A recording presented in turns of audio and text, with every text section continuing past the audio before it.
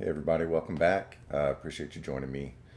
So before I get into the story that I've got outlined for today, I just want to say that this one may just take the cake for the craziest story I've ever heard.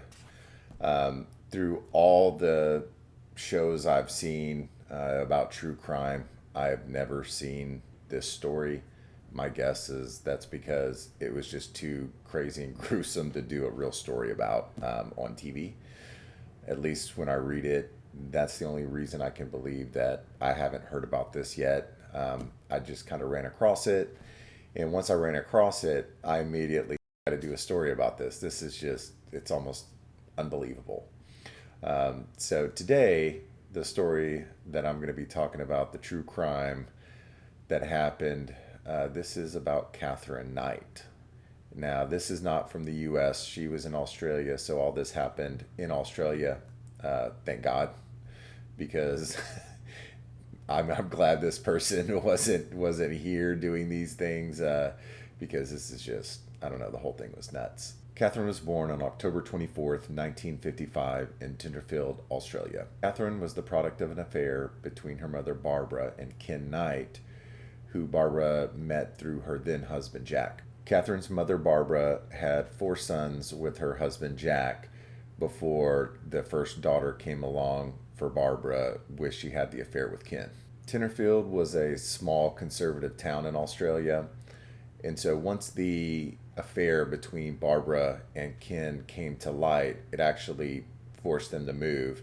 It ended up being a big scandal there in the town, which made them feel like they needed to get away if they were going to continue their relationship. Now, I can only guess that Barbara was not a Mother of the Year candidate because when they moved to a different town, it was a town called Moree.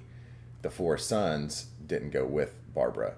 The two oldest sons went with their father Jack, and the two younger sons went to go live with an aunt. So she was pregnant at the time, had the affair, and then moved off with none of her four kids. Like a lot of stories that you'll hear, especially true crime, what we've got here is someone having a ton of kids that probably needs to have zero kids. Once her and Ken moved to Moree, they then had four more kids. So Barbara now has a total of eight. She's got the four newest with her, and the four oldest don't live with her at all. When Catherine was born, they ended up having twins, so twin girls. So now Barbara and Ken had Catherine and Joy as twin daughters.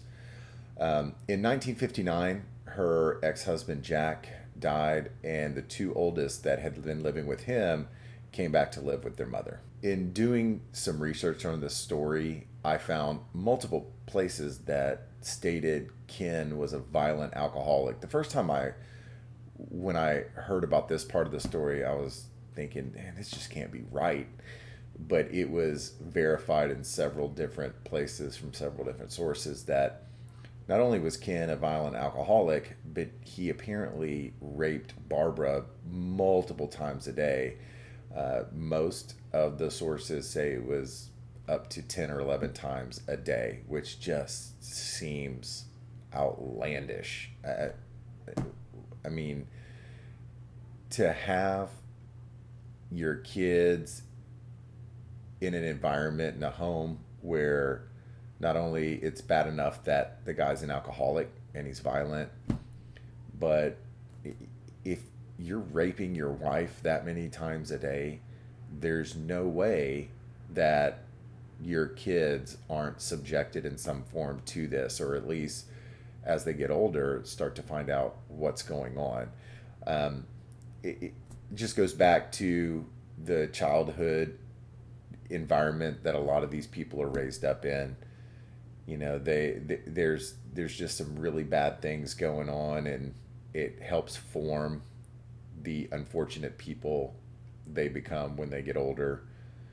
And Catherine was subjected to it as well. So it sounds like she had a pretty traumatic upbringing with the violence and the raping and just being around all of that. It's really sad. And Catherine also said that she was sexually assaulted by multiple different family members until the age of 11.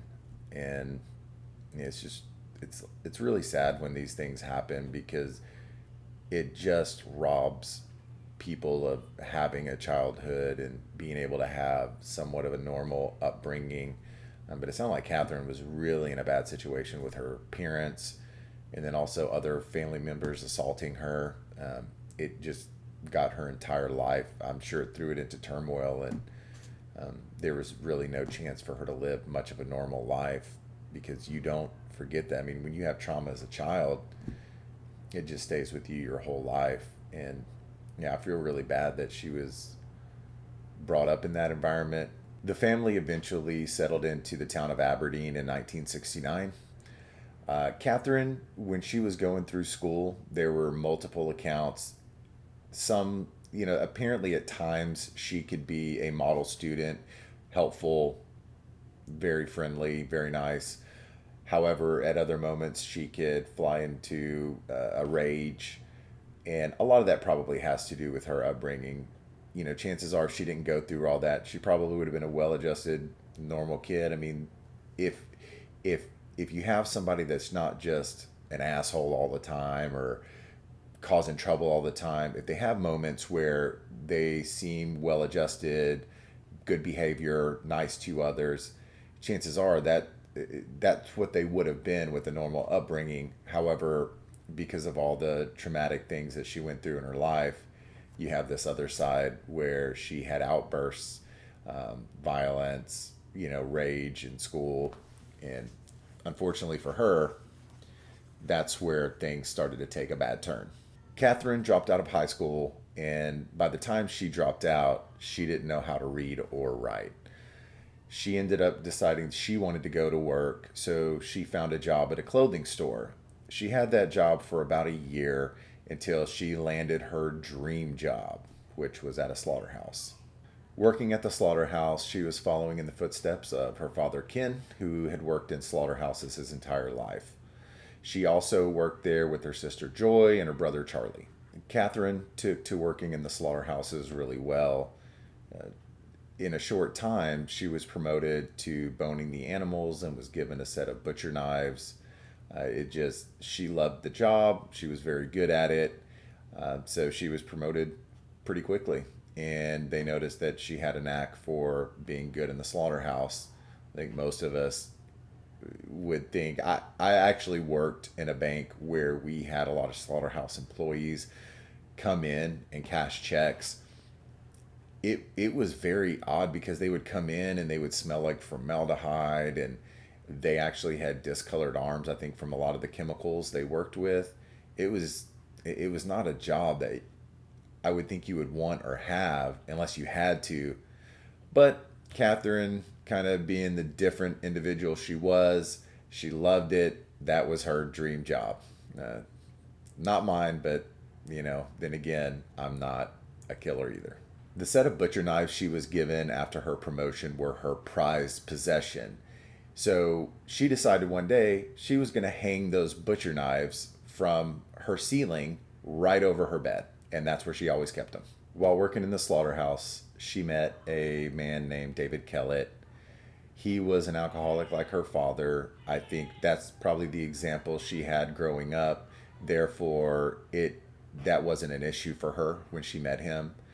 And when she was 18 years old, she moved in with David, and then she convinced him to marry her in 1974. During their wedding, David was heavily intoxicated. And at the wedding, Catherine's mother, Barbara, told David, "Be careful. Catherine's got a screw loose, and if you make a wrong move, she's liable to kill you." Barbara sounded a bit prophetic when that night, the night of the wedding, Catherine actually tried to strangle David. They had sex 3 times. She wasn't done. She wanted more.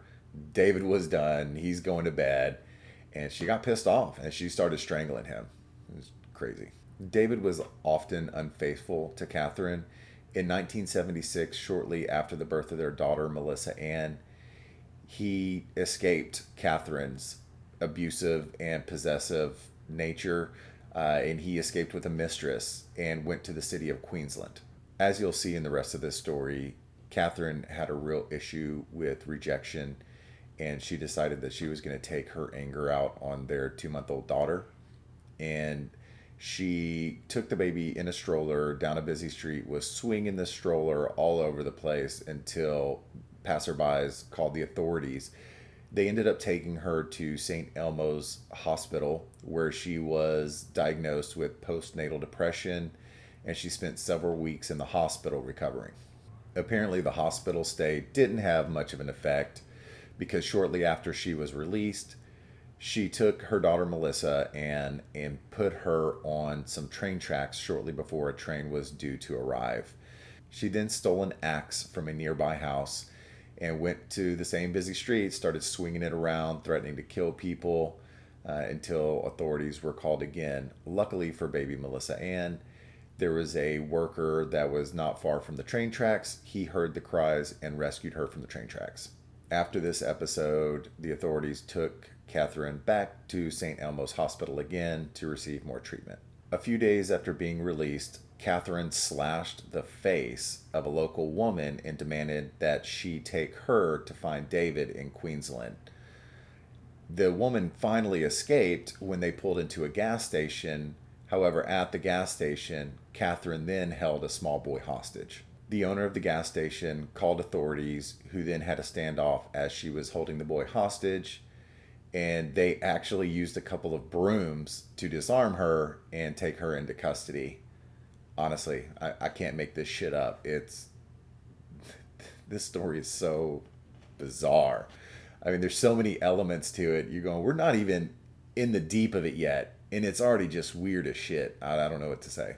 In good news, Katherine was not taken back to that St. Elmo's Hospital. Instead, she was taken to Morisset Psychiatric Hospital, where she told the nurses she had the lady that she had driving her pull into that specific gas station so that she could kill a mechanic who worked on David's car, which then allowed her to leave him. And her plan, she also told him her plan was to make it to David, kill David, and also kill his mother who lived with him and his mistress. David wasn't the sharpest tool in the shed. He decided when he heard about all this, he felt sorry for Katherine, maybe felt that he had done something to cause this. He actually him and his mother moved back to take care of Katherine and her issues. We're talking about a woman who sleeps with butcher knives above her bed, was actively trying to find him and kill him. Said she was going to kill him and his mother. I can't really explain what the hell was going on in David's mind, because it just doesn't make any sense. Most of us normal individuals would go way the hell further away from her hearing all this. Not David. No. He says, hey, honey, I'm sorry I did all that to you. Let me come back. Apparently the threat of murder didn't dissuade him one little bit. After spending several months in the hospital, Katherine was released into the care of David's mother. They reconciled, moved back in together, and then had another daughter, Natasha Marie. In an odd twist, in 1984, she actually turned the tables on David and left him.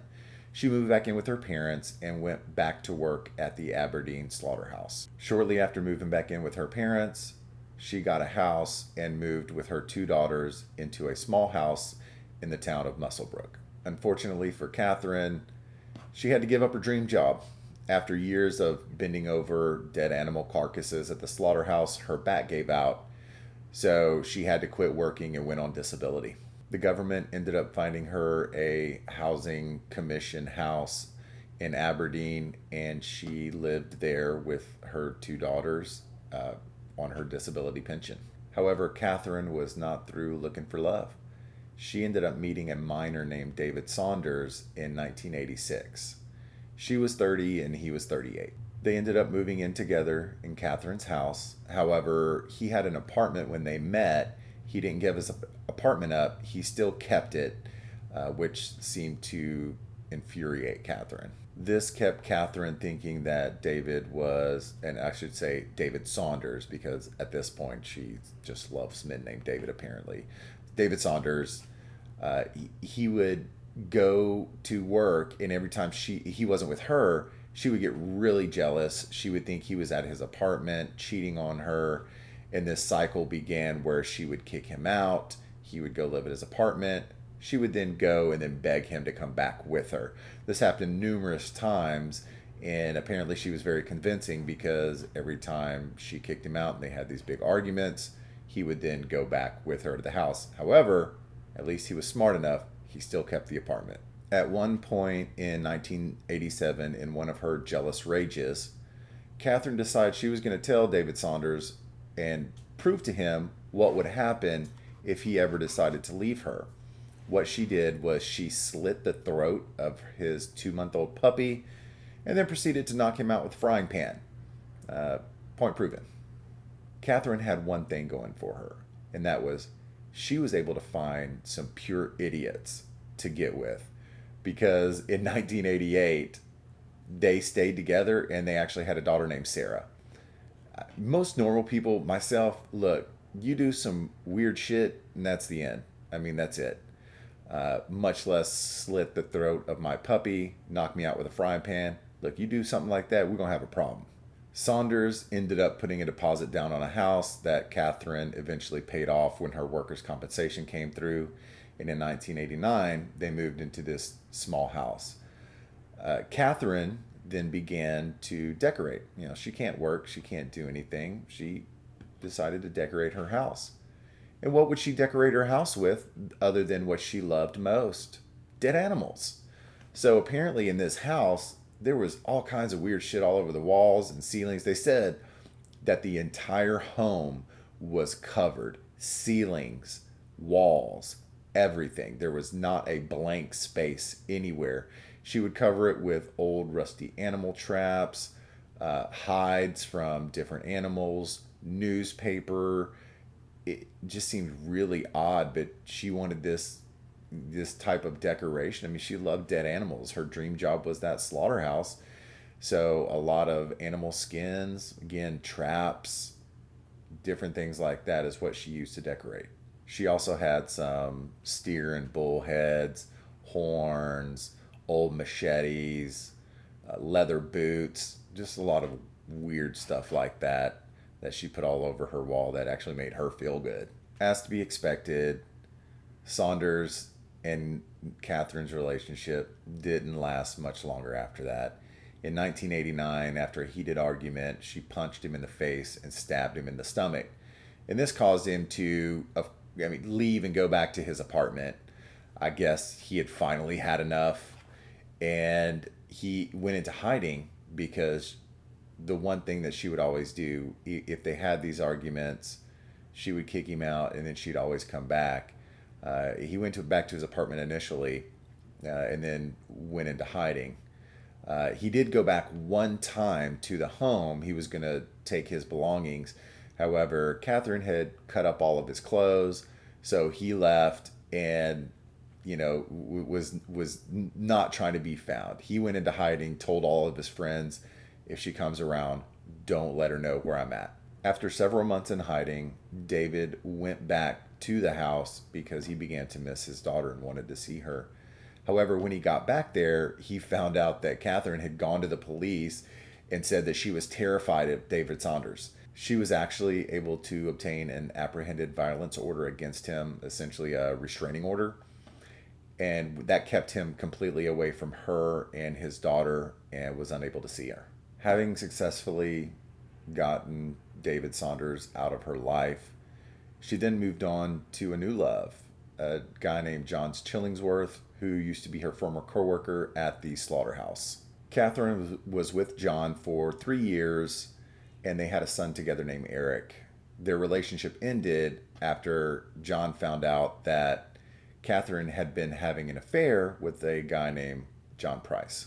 Catherine has this weird things with guys with the same name. Her first two loves and people that she had kids with were named David. Last two named John. It's just weird.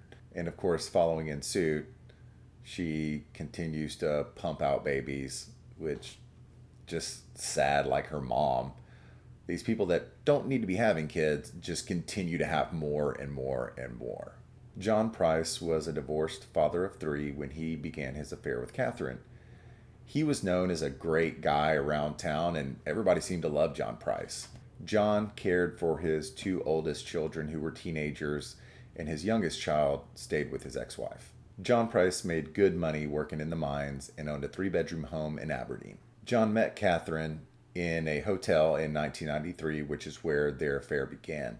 Now, John, he knew about Katherine's reputation. She obviously, at this point, had a reputation as being a violent, unstable individual. He knew that, but he went ahead and began having the affair regardless of knowing that information.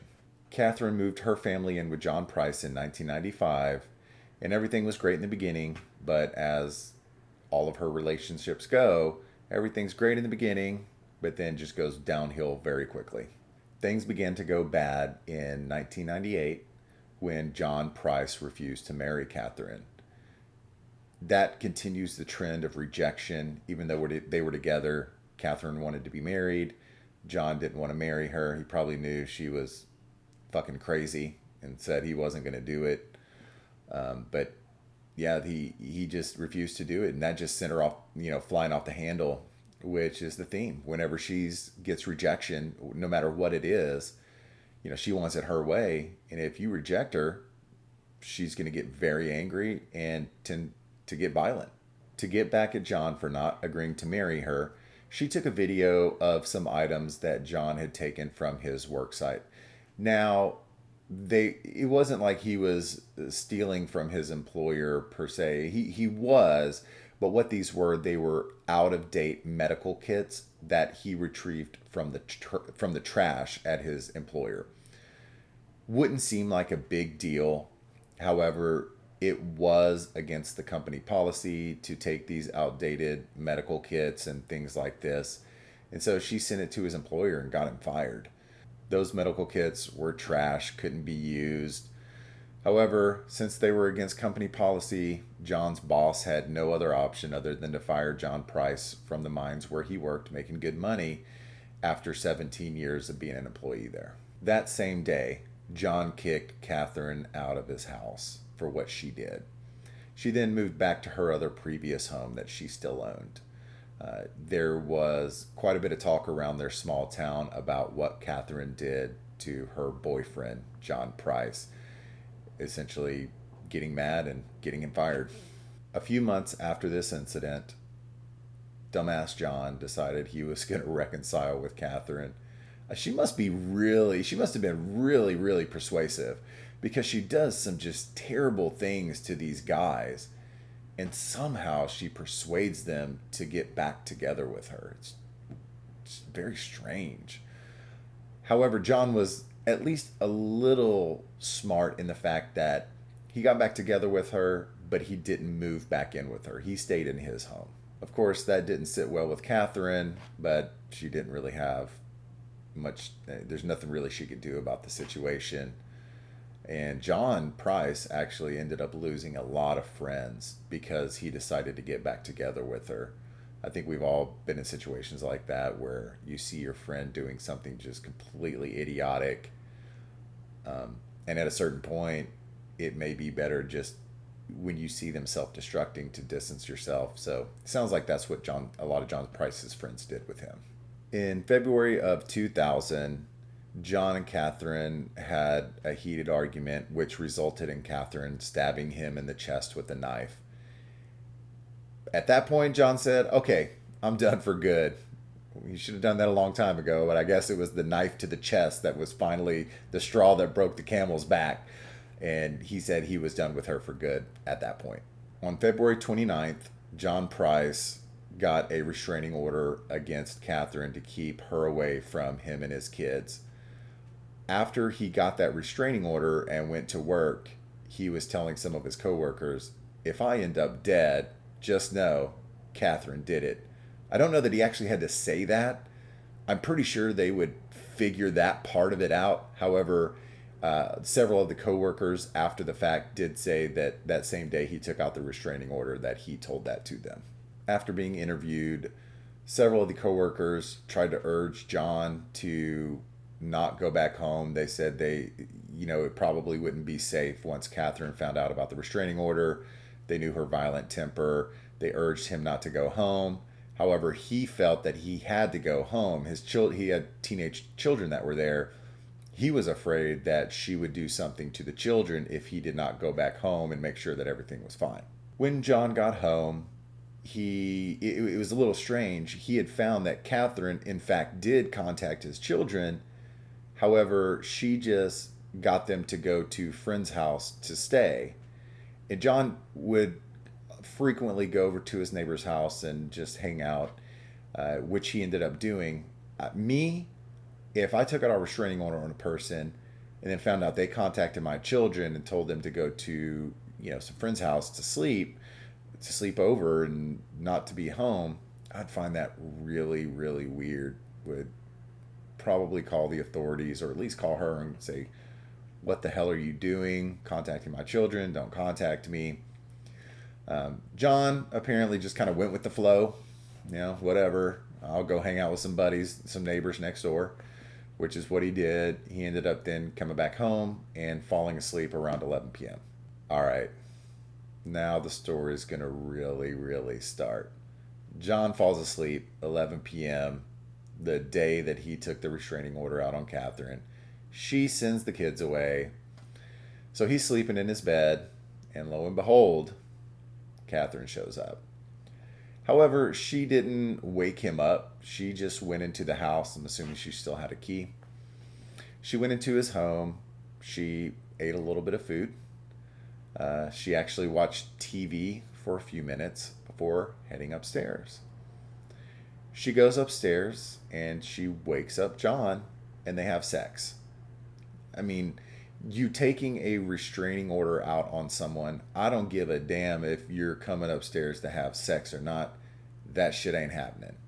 But John, I don't know how she was so damn persuasive, but yet somehow she persuades him to have sex with her, and then he felt comfortable enough to fall asleep while she's still there.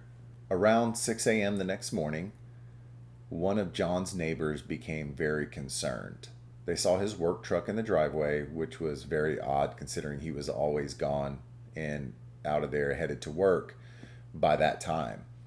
And they contacted the employer, who the employer was also very concerned because John had not showed up for work that day. The employer sent one of John Price's coworkers out there to check on him.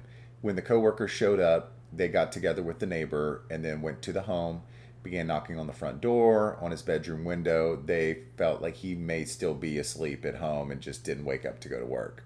However, the neighbor and the coworker noticed a little bit of blood on the front door, which of course caused them to be very alarmed, and then they alerted the police to come over and check it out. At 8 a.m., the cops arrived and they broke into the home from the front door. This is where stuff starts to get really, really, really weird. One of the first things the cops saw when they broke into the home was human skin hanging from a hook right outside of the living room. And inside the living room, they found John's decapitated body. And as they continued to search, they found Catherine asleep in a bedroom at the other end of the home. They found I don't know if it was empty or a large number of pills gone from a bottle that was there with her. And so they alerted an ambulance, and they came and they immediately took Catherine to the hospital, thinking that she had possibly overdosed on some pills. According to the blood evidence, John apparently was stabbed while he was sleeping. So I guess after he fell back asleep, Catherine came there what she really came to do, which was to stab another person. So she stabbed him. He got up and turned the light on and tried to get away.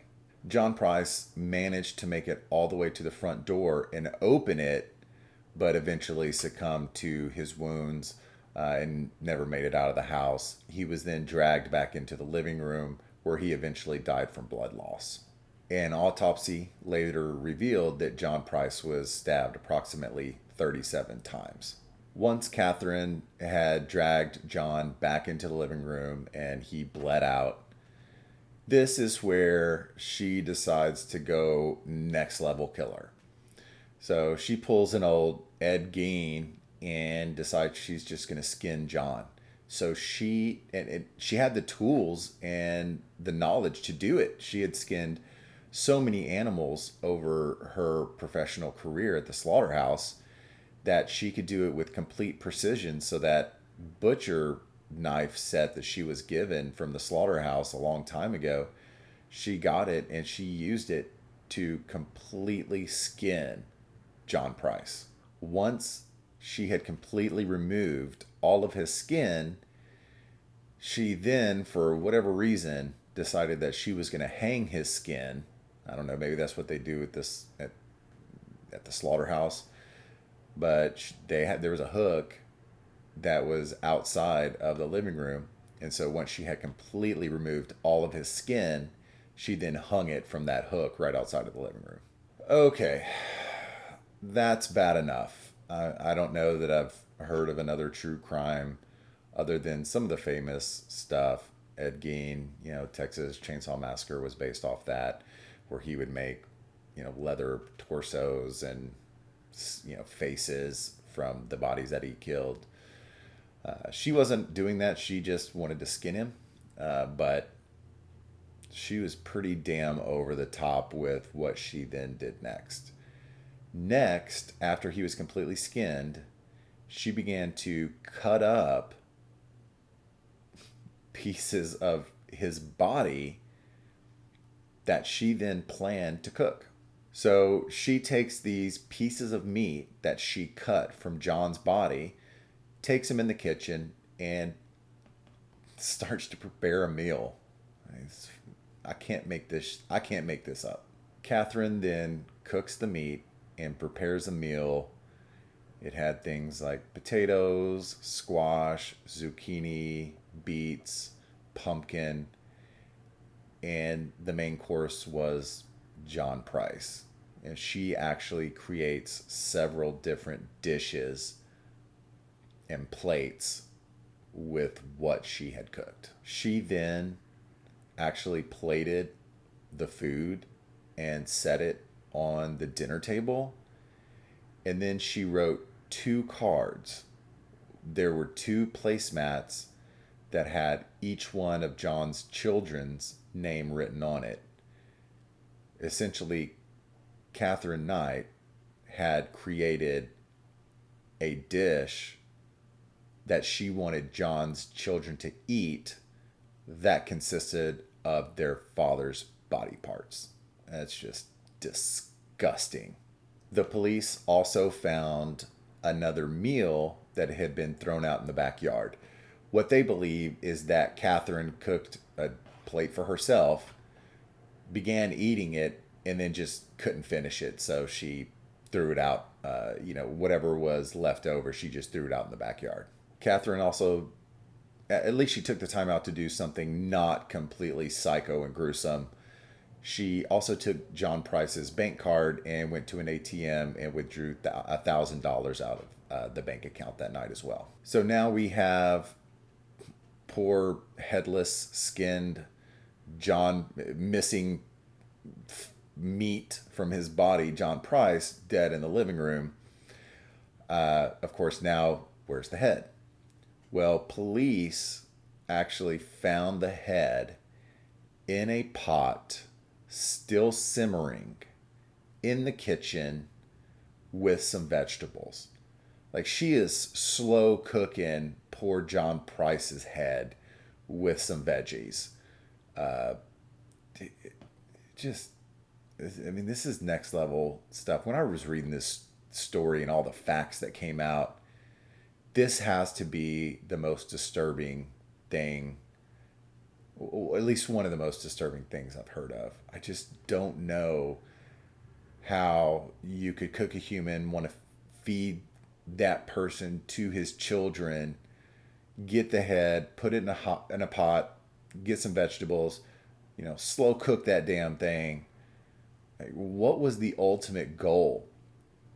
If she had not taken a bunch of pills and passed out, what was her end game on this? Could she, I start to think, could she have gone to the neighbors and made them feel like everything was okay? Oh, John just took the day off work. We're going to try to get back together and work things out, to where the police are never called. They don't come in. I mean, could the children have actually eaten their father if all that had happened? I mean, it's so disturbing. I'm, of course, happy that this was all found out first thing and it never went that far. But what her actual plans were just off the charts crazy. Just psychotic. I don't even know what to say about it. After Katherine was done killing John, she wrote a note, and in her non-spelling, I mean, it was, I saw the note. It was completely misspelled. It was just, it's like a child wrote it. And it said, "Time got you back, Jonathan, for raping my daughter. You to Beck, for Ross, for Little John." Whatever the hell that means. Now play with Little John's dick, John Price. Well, I mean, seriously, what the hell? Even though I can't really make sense of any of that, the police, it's almost like he was alleging, sorry, it's almost like she was alleging that John Price had raped her daughter. The rest of the stuff I can't make heads or tails out of, but the police did investigate that claim, and there was never found to be any merit that John Price had done anything to any of Katherine's children. Katherine denied having any memory of what happened on the night that she killed John Price. Police also believe that she tried to overdose and commit suicide by taking all of the pills. Knight was charged with murder in October of 2001, to which she pled guilty. On November the 8th of 2001, Justice Barry O'Keefe sentenced Katherine to life without the possibility of parole.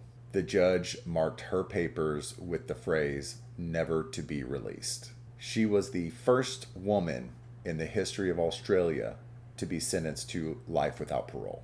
In June of 2006, Katherine Knight appealed her sentence, stating that life without the possibility of parole was too severe of a punishment for the crime that she committed, which is, of course, just absolutely ludicrous. The worst thing should happen to her than life without the possibility of parole. Her appeal went to 3 justices, which, of course, denied her appeal, with one of them writing, "The crime itself was appalling, almost impossible to contemplate in a civilized society," which I 100% agree with. This is crazy. Like, she was disturbed. And, part of it goes back to all of the stuff that she had done previously. Her daughter on the train tracks, stabbing of multiple men, creating a lot of violence and swinging axes, threatening to kill people. Putting her into a mental institution obviously never cured any of the issues. I have no idea why she was still let to be in society. When people show tendencies over and over and over again, you just have to realize that's who they are. This is ingrained within their personality. They're not going to change. But yet somehow she was let off the hook again and again and again, to where she eventually killed somebody, skinned them, and cooked them. I mean, now, granted, nobody could have ever predicted that that would have occurred. But when somebody has shown violent tendencies throughout their entire life, you have to do something. You just can't ignore it or hope it gets better or hope to get them some treatment when the treatment does not work. So there we have it, the story of Katherine Knight. Yes, almost too crazy to believe. I thought it was too crazy to believe, but once I stumbled across this one, I just knew I had to do a video about it because I hadn't heard of it. Hopefully it's something that y'all haven't heard of either, but lo and behold, it's the truth. Almost, reality stranger than fiction. Want to say thank you for watching the video. If you enjoyed it, thumbs up, subscribe. Feel free to leave me a comment. I'll be happy to read them all and reply back if you want to leave anything down there. Other than that, enjoy the rest of your day.